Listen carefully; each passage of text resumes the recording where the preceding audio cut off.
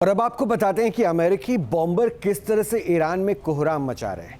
ये बॉम्बर 2000 से ज्यादा पाउंड के बम से ईरान पर हमला कर रहे हैं। अमेरिकी बॉम्बर हैवी पेलोड और प्रिसीजन गाइडेड बम से लैस होते हैं। ऑपरेशन एपिक फ्यूरी के दौरान अब तक दर्जनों बार ये बॉम्बर बंकर बस्टर बम से ईरान पर हमला कर चुके हैं और दावा ये किया जा रहा है कि पिछले 2 हफ्तों में अमेरिकी बॉम्बर्स ने ईरान में 5000 से ज्यादा टारगेट को जमींदोज किया है। अमेरिकी बॉम्बर्स ने ईरान के ballistic missile launch site, missile production facility centre, उसके रणनीतिक सैन्य और कमांड सेंटर को भी निशाना बनाया। अब ताकत कितनी है ये समझिए ज़रा। ये SHDR स्टिल्थ और लंबी रेंज 6000 किलोमीटर के बिना रिफ्यूलिंग के चल सकता है। एयर डिफेंस को ये बाईपास भी कर सकता है, ये भी इसकी ताकत है। इसके अलावा एक बड़ी जानकारी और भी है कि ईरान के खर्ग द्वीप पर हमले को लेकर US सेंट्रल कमांड का दावा है। खर्ग द्वीप में तेल भंडार को निशाना नहीं बनाया है। US सेंट्रल कमांड ने कहा है हमने ईरान के मिसाइल भंडार को निशाना बनाया है। ये US सेंट्रल कमांड की तरफ से दावा किया गया है।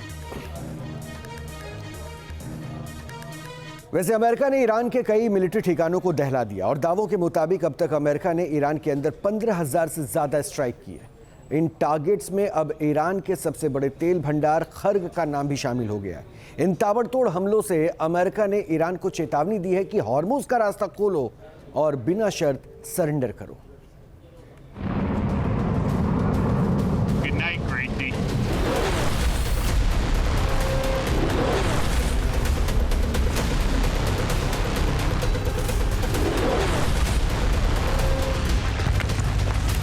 ईरान में 15,000 टारगेट का खात्मा, अमेरिकी हमलों से कोहराम मचा।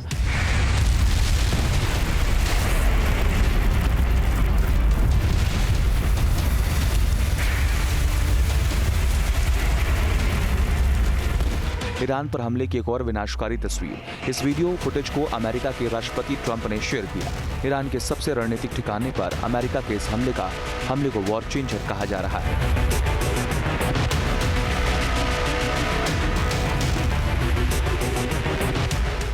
ये तस्वीर खर्ग आइलैंड की है, जहां ईरान का सबसे बड़ा तेल भंडार केंद्र और सैन्य अड्डा है। ट्रंप ने दावा किया कि खर्ग में मौजूद सभी सैन्य ठिकानों को नष्ट कर दिया गया है।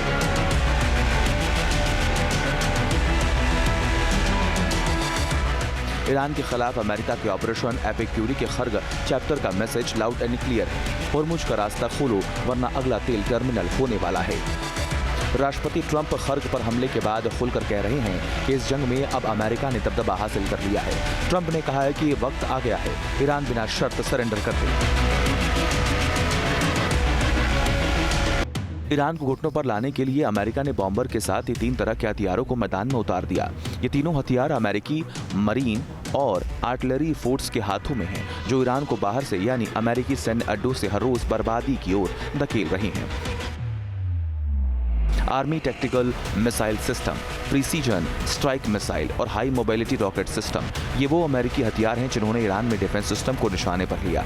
सटीक मिसाइल हमले ईरान के अंदरूनी इलाकों तक किए गए हैं। आर्मी टैक्टिकल मिसाइल सिस्टम के जरिए अमेरिका ने ईरान की सबमरीन और कई नेवी शिप्स डुबोने का दावा किया। अमेरिकी सेना के joint chief general Dan can ने कहा कि ईरान में विध्वंस का नया चैप्टर खुल चुका है।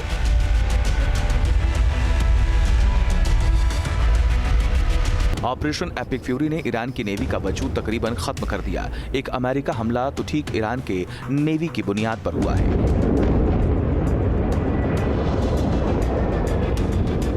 सैटेलाइट तस्वीरों से खुलासा हो रहा है कि ईरान की 3 रूस निर्मित किलो क्लास की डीजल इलेक्ट्रिक पनडुब्बियों में से एक 4 मार्च को बंदर अब्बास में डूब गई थी। बंदर अब्बास ईरानी नौसेना का मुख्य अड्डा है, जो होर्मुज स्ट्रेट के पास बेहद रणनीतिक जगह पर मौजूद है।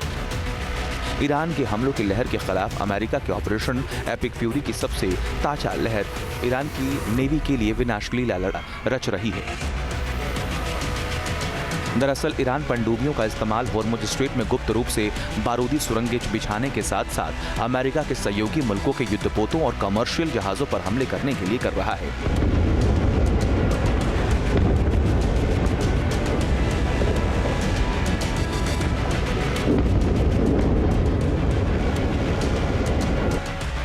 होर्मुज स्ट्रेट से फारसी खाड़ी तक समुद्री ट्रैफिक लगभग ठप हो चुका है, जिसका नतीजा पूरी दुनिया भुगत रही है। अमेरिका के रक्षा मंत्री पीट हेगसेथ ईरान के ऊपर अमेरिकी हमलों की काउंटिंग कर रही हैं। उन्होंने दावा किया है कि अब तक ईरान के 15,000 से अधिक ठिकानों पर हमले किए जा चुके हैं और ये हमले ऐसे हैं जिन्हें दुनिया ने पहले कभी नहीं देखा है।